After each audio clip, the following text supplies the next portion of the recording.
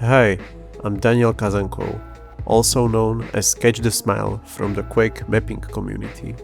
Before working on games, I studied film directing in Bratislava, Slovakia. After finishing my master's degree, I switched to level design.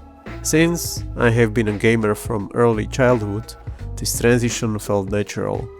I worked for 5 years as a level designer and generalist at Fatbot Games. In this video, I would like to talk about some level design work I did for the horde shooter Hordelord.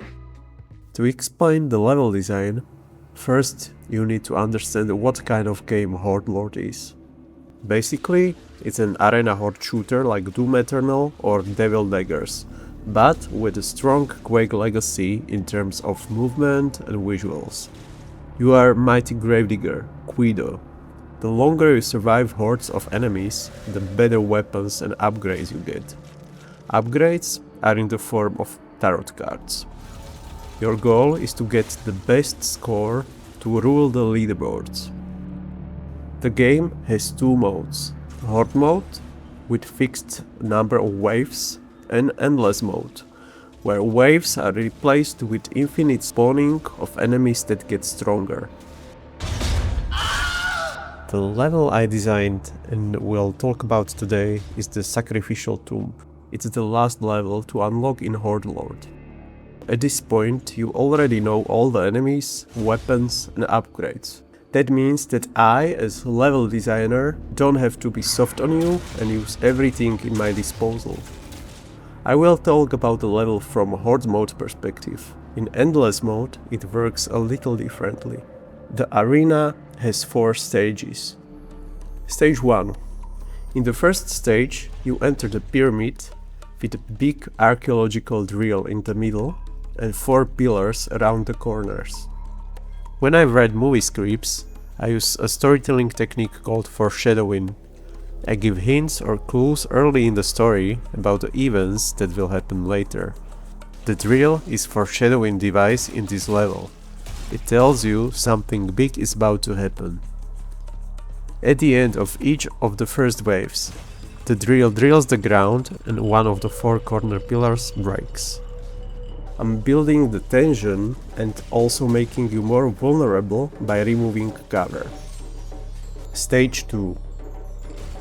The whole upper floor breaks, causing you to fall, in attempt to shock and excite you. You already know everything about the upper space, and it's time to flip the way you fight and increase the difficulty curve a little. Under the drill, there is Sacred Blood Pitfall. I put headless zombies here to support that vision. They are the weakest enemy in Hordelord, and give off the vibe of lost souls that have been forgotten a long time ago at this sacred place. You can use them as test subjects for the pitfall. It is a special mechanic I designed for this level. On 2 sides of the arena are pressure plates. If you stand on one of them, the pitfall opens, killing everyone who stands there. If you step off the pressure plates, the pitfall closes. Every level should have something unique that stands out and makes it memorable. For this level, it's the pitfall. It connects the story of this tomb with a fun combat mechanic that allows you to eliminate many enemies at once, giving you points for special kill called multi-kill. The main thing about this stage is that you discover the pitfall without enemies that are too hard, so you can learn how to use the thread. I use pillars around the pitfall as a place for ranged enemies. They remind you that you also have to check the high ground to survive the danger. Stage 3. Stage 3 is about small changes that are in the end not that small. It has stronger enemies, and after you get used to them, I introduce a special event. You must face enemies in Blood Wave, where it can be really difficult not to get hit, especially by ranged enemies. They can see you perfectly, but you can't see them, and that's the flip. The arena has outer and inner pillars. They will not break like in phase 1. This time you must hide behind them carefully. I call this event the Rise of the Blood Sun. Some ancient Egyptian pyramids interacted dramatically with the sun, revealing hidden meanings based on the sun rays. I took this as inspiration and created several special enemy waves where thick blood fog enshrouds you when the metaphorical blood sun rises. I used these motifs to connect the gameplay in the pyramid with some story from its past. Stage 4. In this stage you will have all the necessary pickups and upgrades to move fast or jump high.